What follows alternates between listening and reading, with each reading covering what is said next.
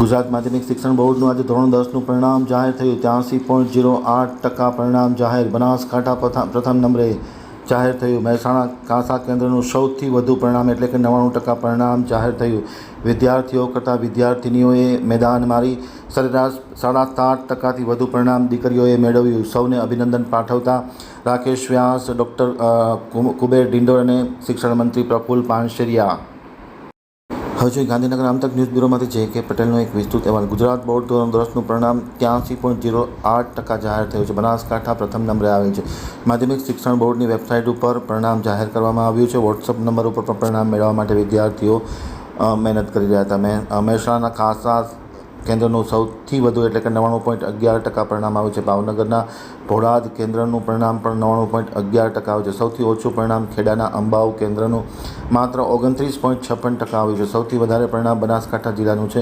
સૌથી ઓછું પરિણામ ખેડા જિલ્લાનું 72.55% અને 100% પરિણામ ધરાવતી શાળાની સંખ્યા 1574 છે. 0% પરિણામ ધરાવતી શાળાની રાજ્યમાં સંખ્યા 45 છે. 30%થી ઓછું પરિણામ ધરાવતી શાળાની સંખ્યા 201 છે. ધોરણ 10 અંગ્રેજી માધ્યમનું પરિણામ 92.98% અને ધોરણ 10નું ગુજરાતી માધ્યમનું પરિણામ 81.59% જાહેર થયું છે. આજે વિધિવત રીતે ગુજરાત માધ્યમિક શિક્ષણ બોર્ડના સચિવ રાકેશ વ્યાસે આ વિધિવત રીતે પરિણામ જાહેર કરી અને સરસ મજાનું પરિણામ મેળવવા બદલ તમામ વિદ્યાર્થીઓને અને સંચાલકોને ખૂબ ખૂબ અભિનંદન પાઠવ્યા હતા. 100% પરિણામ ધરાવતી શાળાઓ 1574. આ વર્ષે દીકરીઓએ દીકરા કરતાં 7.68% પરિણામ વધુ મેળવીને બાજી મારી છે. વિદ્યાર્થીઓનું પરિણામ 79.56% આવ્યું છે, જ્યારે વિદ્યાર્થીનીનું પરિણામ 87.24% આવ્યું છે. એમ પત્રકારો સાથેની વાતચીતમાં માહિતી આપતા ગુજરાત માધ્યમિક શિક્ષણ બોર્ડના સચિવ રાકેશ વ્યાસે જણાવ્યું હતું. સૌને મારા નમસ્કાર. સર્વેવાલા વિદ્યાર્થીઓને હાર્દિક અભિનંદન. ગુજરાત માધ્યમિક અને ઉત્તર માધ્યમિક શિક્ષણ બોર્ડ દ્વારા લેવાયેલ ધોરણ 10 તેમજ સંસ્કૃત પ્રથમાની વાર્ષિક પરીક્ષામાં ઉત્તીર્ણ થનાર સૌ વિદ્યાર્થી ભાઈ બહેનોને હાર્દિક અભિનંદન શુભકામનાઓ. માર્કશીટમાં રહેલા ગુણ કરતા વ્યક્તિમાં રહેલા ગુણ સદગુણ વધારે મહત્વના છે. પરીક્ષા તો આવે ને જાય, આ કોઈ જીવનની છેલ્લી પરીક્ષા નથી. ધોરણ 10, ધોરણ 12ની પરીક્ષા હોય કે કોઈ પણ શાળા કોલેજની પરીક્ષા હોય, પરીક્ષા સમયમાં માત્ર વિદ્યાર્થીની સ્મરણ શક્તિની કસોટી થતી હોય છે. તે કેટલું યાદ રાખી શક્યો તેની સમજણ શક્તિની કસોટી થતી નથી. એ તો વાસ્તવિક જીવનમાં ડગલે ને પગલે તેના તરફથી વ્યક્ત થતા પ્રતિચારોને આધારે મૂલવી શકાય.